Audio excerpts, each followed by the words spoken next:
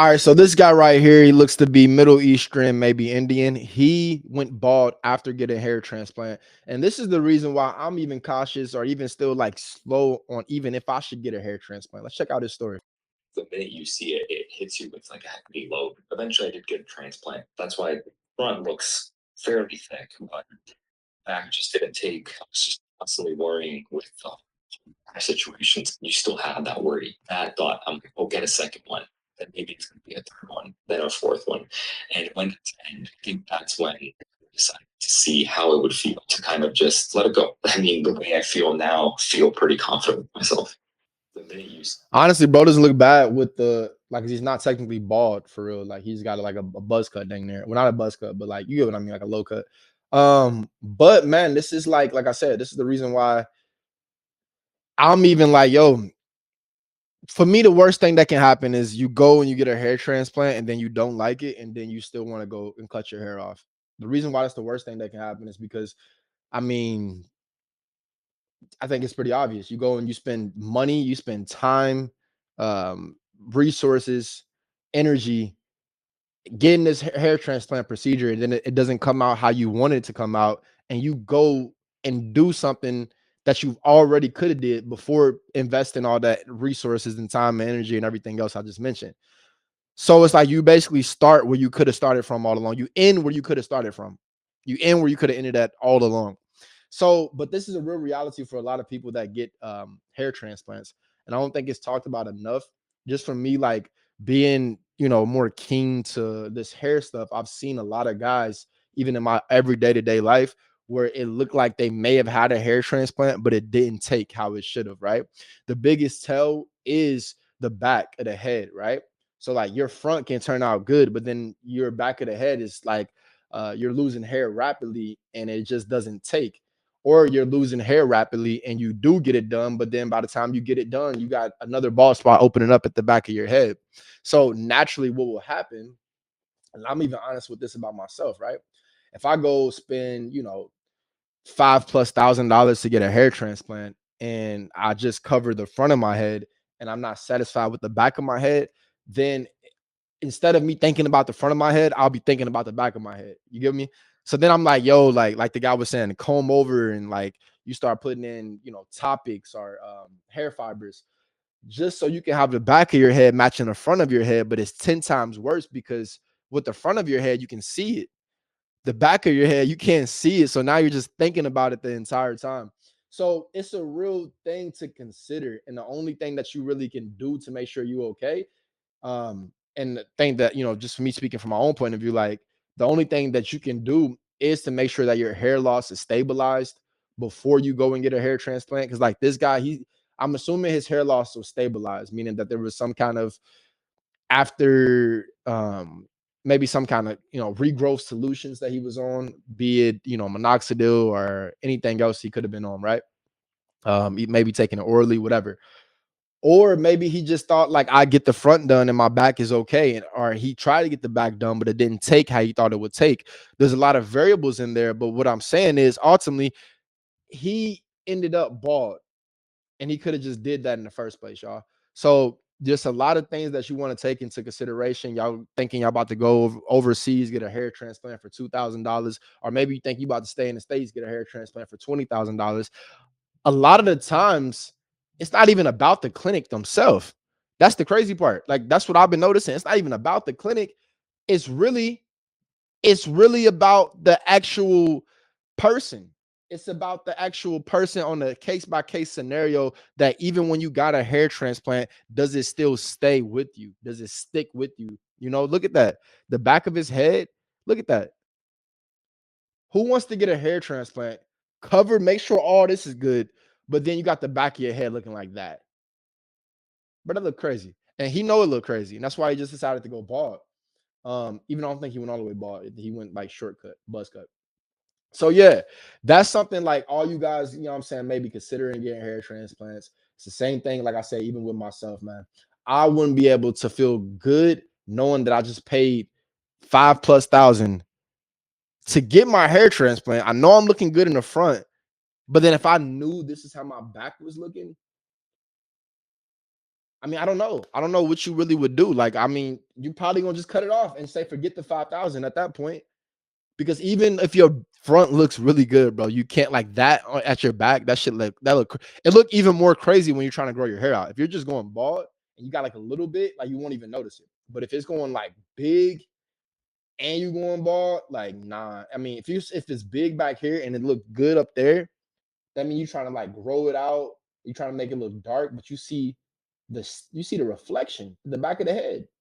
Like that's not a good look. So yeah, like that's a big thing, like I said, that I'm considering even in my own life. I know I have to stabilize my hair loss um prior to me ever getting a hair transplant. I think I told you guys a little bit about that. You know, certain clinics want me to take certain things for certain periods of time before I go and get a hair transplant so they can maintain their reputation. And then also, so it actually works for me in the long run. So just because you do get the hair transplant, a few things you guys want to take away. For one, it just doesn't work all the time, right? Like it could be the clinic could be great. The clinic could be great. Nothing wrong with the clinic. The surgeon could have been good, but it's just your head for whatever reason. It just doesn't take. So that's a crazy thing to think about, right? Another thing you want to think about is would you be okay? Like, make sure you like think about this before you get a hair transplant. Would you be okay knowing that the front of your head is cool, but then the back of your head looks potentially like this? And if not, then you might want to make sure you stabilize your hair loss from the standpoint of the back part.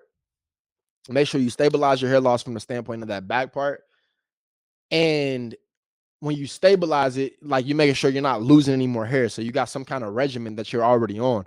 Be it you wake up in the morning, you take the oral finasteride or minoxidil, or maybe you just put minoxidil liquid on your head every day. Whatever it is, you already have a routine that has stopped the hair loss or drastically slowed it down. So that's the solution. So you don't end up like this, or that way you can at least know if you're going to end up like this in advance, right? All right, man. Like I said, three things take away. First is, would you still get a hair transplant if you look like this, right? Second is make sure you already got a regimen hair loss in place. The third, and I say ultimately the biggest thing, man, if you're comfortable with being bald, like try to be bald first. That's like I don't think people like really, I mean, maybe like people don't think about this. I maybe I only think about it because I've already lived it, right? I know that feeling initially when you're like, yo, should I really cut my hair off? Like I told you, my hairline was back here. I was still holding on to it. That's worse than the guys that they got no hair, like no hair at all. They just got like a little dot back there. It's like, yo, if you don't cut that off. My point is though, yeah, me, I was like 22 years old, 23, 22, 23 years old. And my hair is like all the way back here, right? And I decided to cut my hair off and go quote unquote bald. When I ain't even quote unquote, I did. I was bald. I was bald for like a good 2 months in my life, right? Like officially bald. You know, this is technically bald, but like it gives it an illusion. But when I'm talking like officially bald, I was like 2 to 3 months of my life, right? When I was like 23 years old. Um, yeah, it was like 23. So that being said, though, I noticed during that time that I like if I absolutely had to stay bald, I could have, but I did notice that I didn't want to, but I knew that I could have. So maybe like if you have, especially if you got the means to get yourself a hair transplant, or if you got the means to get yourself any type of corrective cosmetic surgery that will make you feel more confident about your hair. If you have the means for that, then I would 100% recommend that before you do anything, go bald. Just in case you got to end up back there, my boy. You know what I'm saying? But the thing is, if you get S&P, like this will be my minimum, right? Like, I mean, it's a hairline tattoo. Unless the only way you can get hairline tattoos removed S&P is if you literally get it lasered off, because it's a literal tattoo, which that can create all kind of complications within itself. Me personally, I enjoy my S&P look. I like it, so I'm not like in a rush to get a hair transplant, especially with I told you with the other two things in mind. And also, I've been bald, like really bald before, and I was able to sit with myself and be comfortable and as confident as I can be. No, I'm not gonna act like it's like because like even when I'd had no hair, right? Like I told you, my shit back here, back there, like looking crazy. I still had like hair confidence. I don't know how to explain it to you. Like I still had confidence of like me having hair, even though I knew my hairline was like looking crazy, if that makes sense. But my point is, when you go bald, it just takes a whole different thing. even though I really was looking better at that point in my life, I feel like I was looking better bald than with the hair. That's why I decided to go bald for a few haircuts, a few months. But still, the confidence it took some adjusting. I'd say it just took adjusting, especially if you're coming from having hair your whole life and you didn't choose to be bald. Some people they choose to be bald, and shout out to those people, right? But if you didn't choose it and you just like that's the cards that God dealt you, then you gotta like practice self acceptance. And like my biggest recommendation to all you guys before you even get a hair transplant, spend a few months just completely bald, at least 2 months. At least spend 1 month completely bald, right? Like completely bald. I would even recommend this guy because look at how he turns out. Look, see, this is him complaining about him cutting his hair. Oh, this is the moment that he actually cuts his hair. Take that back. This is the moment he cuts his hair. All right.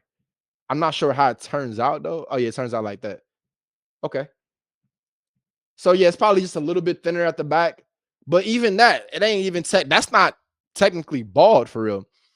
But it's a lot lower than what he's used to. So I would recommend you guys, if you're losing your hairline specifically, go bald.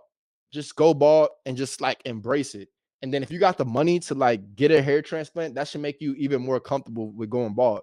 Cause you like, yo, I can get hair whenever I want. It's like girls when they buy a wig, bro. They like they walk around, especially if a girl is actually bald. Like there's a lot of women that are beautiful with or without a wig, right? But if a chick is bald or whatever, like she walks around her regular look and she can buy hair whenever she wants. It's the same thing if you a guy and you can afford to buy hair whenever you want. Then my suggestion to you, bro, embrace that bald look.